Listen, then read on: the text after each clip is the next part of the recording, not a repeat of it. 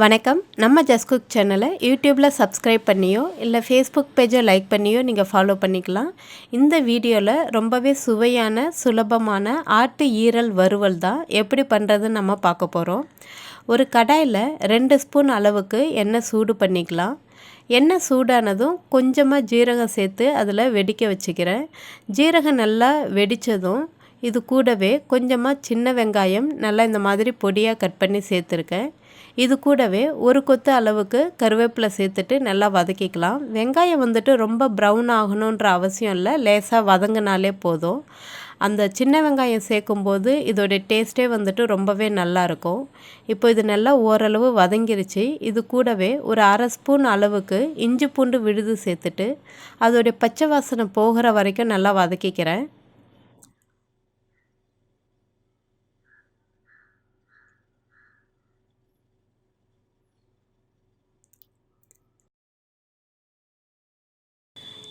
இப்போது இஞ்சி பூண்டு விழுதோடைய பச்சை வாசனை போனதும் ஒரு சின்ன சைஸ் தக்காளியில் பாதி தான் நான் எடுத்திருக்கேன். நான் ரொம்ப தொக்கு நிறையா வரா மாதிரி செய்யலை. அப்படியே அந்த ஈரலோட புரட்டின மாதிரி அந்த வெங்காயம் தக்காளி இருந்தால் போதும். அந்த ஒவ்வொரு பீஸும் எடுத்து சாப்பிடும்போது டேஸ்ட்டு ரொம்பவே நல்லாயிருக்கும். இந்த பாதி தக்காளி சேர்த்துட்டு அது கூடவே கொஞ்சமாக உப்பு சேர்த்து தக்காளி குழையிற வரைக்கும் நல்லா மிதமான தீயில வச்சு நல்லா வதக்கிக்கலாம். இப்போது தக்காளி நல்லா குழஞ்சதும் இதில் கொஞ்சமாக மஞ்சள் தூள் சேர்த்துருக்கேன். இது கூடவே ஒரு அரை டீஸ்பூன் போல் வெறும் மிளகாய் தூள் சேர்த்துக்கலாம். இது கூடவே அரை டீஸ்பூன் போல் நான் கொத்தமல்லி தூள் சேர்த்துக்கிறேன். ஒரு 1/4 டீஸ்பூன் போல் கரம் மசாலா சேர்த்துக்கலாம் வாசனைக்காக. இது சேர்த்துட்டு இதோடைய பச்சை வாசனை போகிற வரைக்கும் நல்லா வதக்கிக்கலாம். நான் வந்துட்டு 100 கிராம் ஈரலை நல்லா சுத்தம் பண்ணி எடுத்திருக்கேன். நீங்கள் ஈரல் சுத்தம் பண்ணும்போது நம்ம சாதத்துக்கு அரிசி கழுவோம் இல்லைங்களா, அந்த தண்ணியை வந்துட்டு விட்டு ஒரு 2-3 முறை வாஷ் பண்ணிட்டீங்க அப்படின்னா அந்த கவிச்சி ஸ்மெல்லாம் ரொம்ப இல்லாமல் இருக்கும்.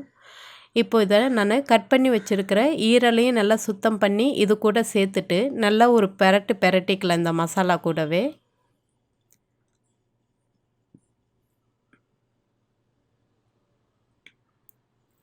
இது நல்லா கலந்து விட்டுட்டு இது கூட கொஞ்சமாக நான் மிளகுத்தூள் சேர்த்துருக்கேன்.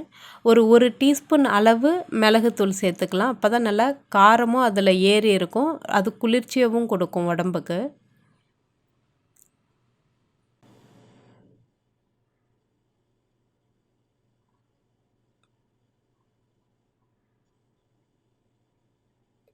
இப்போது இந்த மாதிரி நல்லா பெரட்டிட்டு இதுக்கு தேவையான அளவு தண்ணி சேர்த்துக்கலாம். ஈரல் வந்துட்டு சீக்கிரமாகவே வெந்துடும்.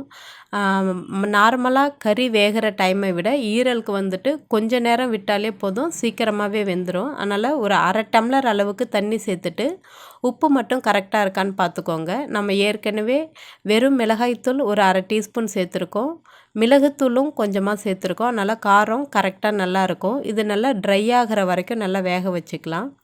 இப்போது தண்ணியெல்லாம் நல்லா சுண்டி ஒரு மாதிரி தொக்கு பதத்துக்கு வந்திருக்கு. இதை இன்னொரு முறை நல்லா கிளறி விட்டுட்டு இன்னும் ஒரு 2 நிமிஷம் மிதமான தீயில வச்சு கொஞ்சம் ட்ரை ஆகிற வரைக்கும் அப்படியே வச்சிடலாம். அப்போ தான் அது வந்துட்டு அந்த வெங்காயம் தக்காளி அந்த மசாலாலாம் ஈரலோட அப்படியே புரட்டின மாதிரி வரும். வெறுமனேவே சாப்பிட்றதுக்கு ரொம்பவே டேஸ்ட்டாக நல்லாயிருக்கும். இப்போ பார்த்தீங்கன்னா எண்ணெய்லாம் பிரிஞ்சு ரொம்ப அழகாக தயாராகிடுச்சு. இது மேலே ஃப்ரெஷ்ஷாக அரிஞ்சு எடுத்துருக்கிற கொத்தமல்லி இலையவும் தூவிட்டு அடுப்பை ஆஃப் பண்ணிவிட்டு நல்லா ஒரு கிளறிட்டிங்கன்னா போதும், சூப்பரான ஈரல் வறுவல் தயாராகிடுச்சு. இதை வெறுமனே இந்த மாதிரி நம்ம செஞ்சு கொடுக்கும்போது குழந்தைங்க ரொம்பவே சூப்பராகவே விரும்பி சாப்பிடுவாங்க. நீங்களும் இதை மாதிரி நீங்கள் ட்ரை பண்ணி பார்த்துட்டு எப்படி இருந்துச்சுன்னு சொல்லுங்கள். மறக்காமல் நம்ம சேனலுக்கு சப்ஸ்கிரைப் பண்ணிக்கோங்க. வீடியோக்கு கீழே இருக்கிற பெல் பட்டனையும் ப்ரெஸ் பண்ணிக்கோங்க. நன்றி, வணக்கம்.